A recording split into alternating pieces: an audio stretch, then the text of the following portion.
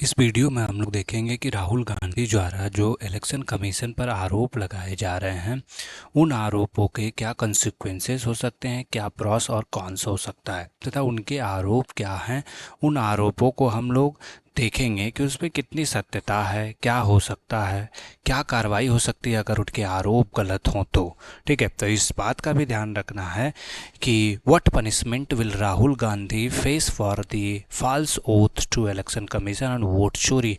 सो इस total vote चोरी के मसले पर क्या कार्रवाई हो सकती है अगर राहुल गांधी सही होते हैं तो राहुल गांधी द्वारा लगाए गए आरोप पर इलेक्शन कमीशन पर, और अगर राहुल गांधी गलत होते हैं तो क्या कार्रवाई होती है राहुल गांधी पर। इन दोनों तथ्यों को हम लोग देखेंगे, डिटेल में देखेंगे।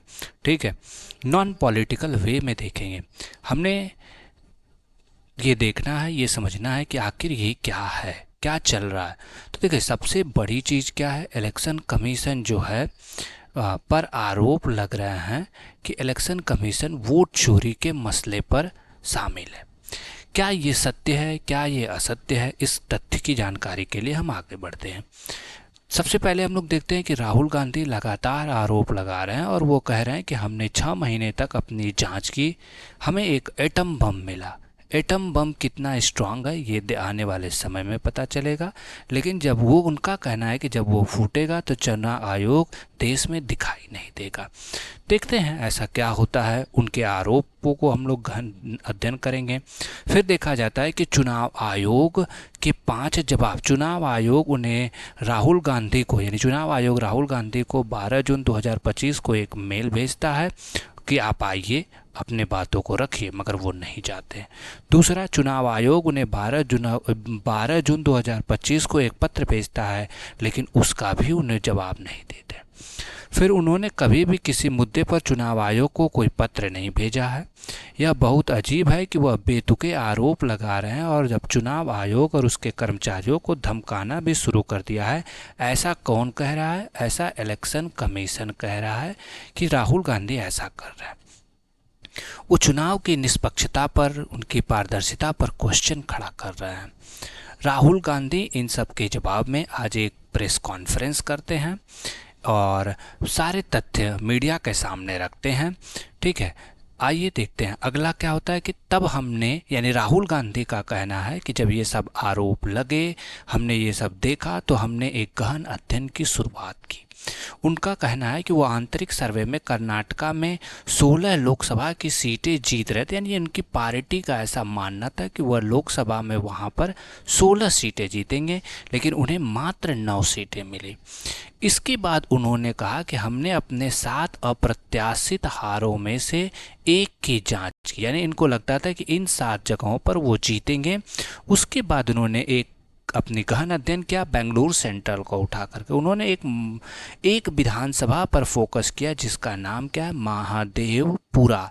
इस महादेवपुरा में होता क्या है कि कुल वोट पड़ते हैं आपके 6, कांग्रेस को पड़ते हैं 6,26,000, बीजेपी को पड़ते हैं 6,58,000। उस पूरे बेंगलुरु सेंट्रल लोकसभा में 5 लोक विधानसभा की सीटों पर इस लोकसभा में कांग्रेस आगे थी, लेकिन एक सीट आती है महादेवपुरा विधानसभा का हिस्सा, जहां पर बीजेपी को 2,29,632 वोट मिलते हैं, कांग्रेस को 1,15,586 वोट मिलते हैं। फिर अंतर कितना आता है, 1,14,046 वोटों का अंतर आता है, जिसको लेकर के वो आगे बढ़ते हैं और अपनी जांच करते हैं। उनका कहना है कि जब वो इलेक्शन कमीशन से डेटा मांगते हैं तो बहुत कुछ इलेक्शन कमीशन के द्वारा छुपाया जाता है। क्या छुपाया जाता है? वोटर लिस्ट में लाखों एंट्रियों की जांच एक एक करके करनी पड़ती है। 7 फीट का डेटा उन्हें दिया जाता है। फिर ओसीआर, ऑप्टिकल रिकॉग्निशन मुमकिन नहीं है। ऑप्टिकल रिकॉग्निशन का मतलब होता है कि कोई भी डेटा हो, उस डेटा को आप सीधे कंप्यूटर में फिट कीजिए, कंप्यूटर उनकी मॉनिटरिंग करेगा और वो सारा तथ्य निकाल करके रख देगा। बट ऐसा नहीं हो सकता है, राहुल गांधी का कहना था, क्योंकि इलेक्शन कमीशन कागज पर, यानी पेपर बेस्ड डेटा देता है और वो ऐसे पेपर बेस्ड डेटा देता है जिन पर कोई जानकारी नहीं निकल सकती। वोटर लिस्ट में गड़बड़ी, राहुल के सवाल, आरोपों और मांग। कई सारे आरोप लगाए जाते हैं कि एंटी इनकम्बेंसी होने के बाद भी उसका कोई इफेक्ट नहीं होता है, एक जगह पर कई वोटर लिस्ट होते हैं, कई सारी चीज़ें होती हैं। इन सब तथ्यों को देखने के बाद हम लोग देखेंगे कि क्या पनिशमेंट हो सकती है अगर राहुल गांधी ने फॉल्स एलिगेशन लगाए हैं। सबसे ज़रूरी तथ्य तो यही है कि ये जानना कि क्या प्रॉब्लम्स हो सकती है राहुल गांधी को। सबसे पहला, इलेक्शन कमीशन उन पर डिफेमेशन का केस चला सकता है। क्या कर सकता है कि भैया आप झूठ फैला रहे हो, आप पर कार्रवाई की जाएगी।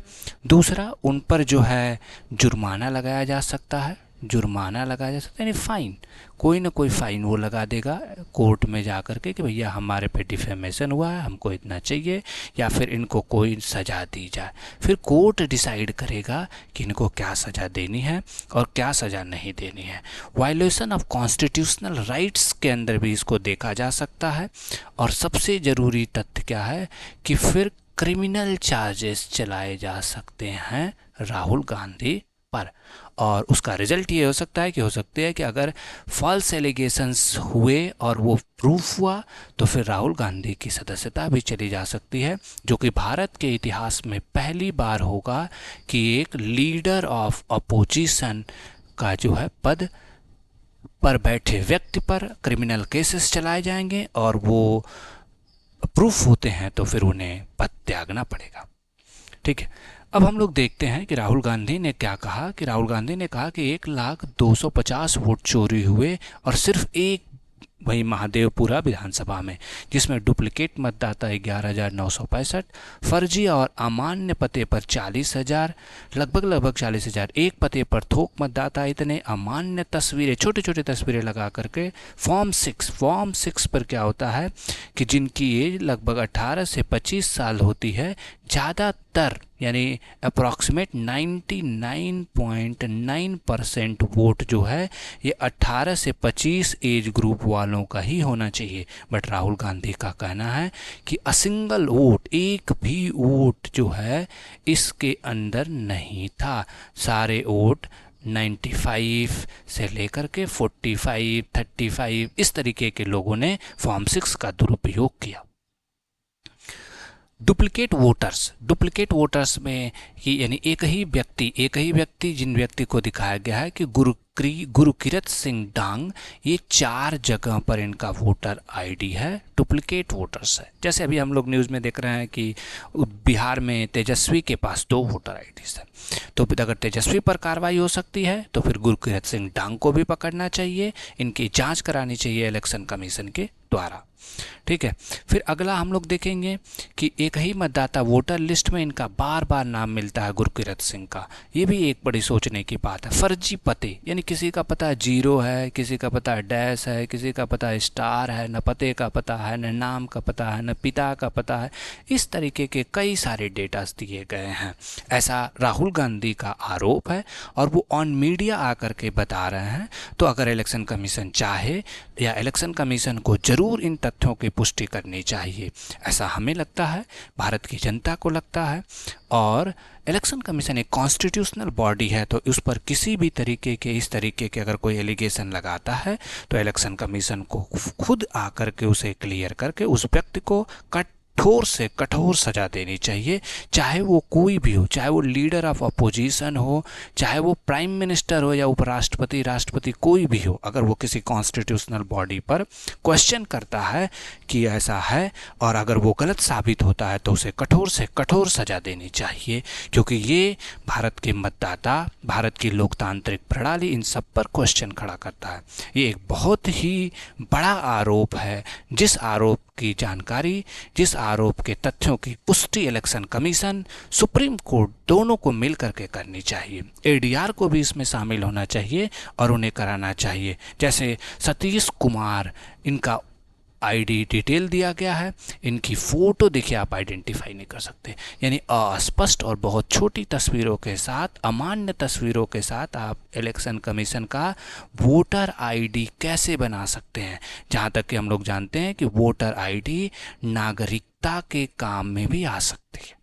हाँ, ये नागरिकता सिद्ध नहीं करती, बट नागरिकता के लिए एक प्रूफ है।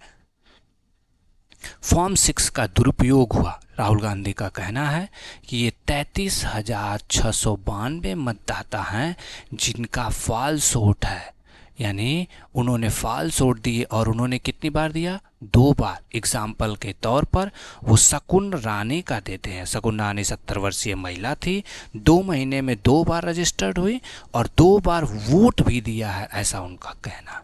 तो ये तो एक बहुत ही संगीन आरोप हुआ और शकुन रानी की जांच करके उसे कठिन से कठिन सजा देनी चाहिए। ठीक है, धन्यवाद। आपको अगर मेरा वीडियो अच्छा लगा हो तो आप इसे लाइक और सब्सक्राइब कर लीजिए।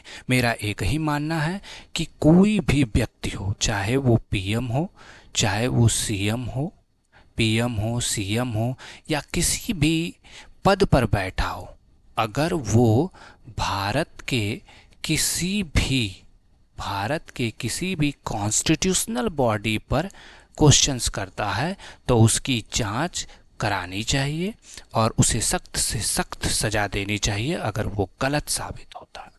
और अगर वो सही साबित होता है तो यह भारत के लोकतांत्रिक प्रणाली के लिए एक ही बहुत ही पाथ ब्रेकिंग डेवलपमेंट होगा और इस डेवलपमेंट को करना हमारे इलेक्शन कमीशन की जिम्मेदारी है, क्योंकि इलेक्शन कमीशन अंडर आर्टिकल 324 में यह कहा गया है, 324 के सेक्शन 2 में, कि उसे निष्पक्ष पारदर्शी चुनाव कराना है। ठीक है, धन्यवाद। अगर आपको मेरा ये वीडियो पसंद आया हो तो आप इसे लाइक सब्सक्राइब करें और आपके जो व्यू हैं उसे कमेंट में दें। पूरा वीडियो सुने, पूरे वीडियो में देखें कि चाहे वो कोई भी हो, सत्ता पक्ष हो, विपक्ष हो, अगर वो किसी कॉन्स्टिट्यूशनल बॉडी पर क्वेश्चन करता है तो ये भारत की कॉन्स्टिट्यूशनल बॉडी, सरकार, सुप्रीम कोर्ट का जिम्मेदारी होता है कि वो उसे देखे, उसकी जाँच करे और उसका क्वेश्चन जो है उसको सॉल्व करें।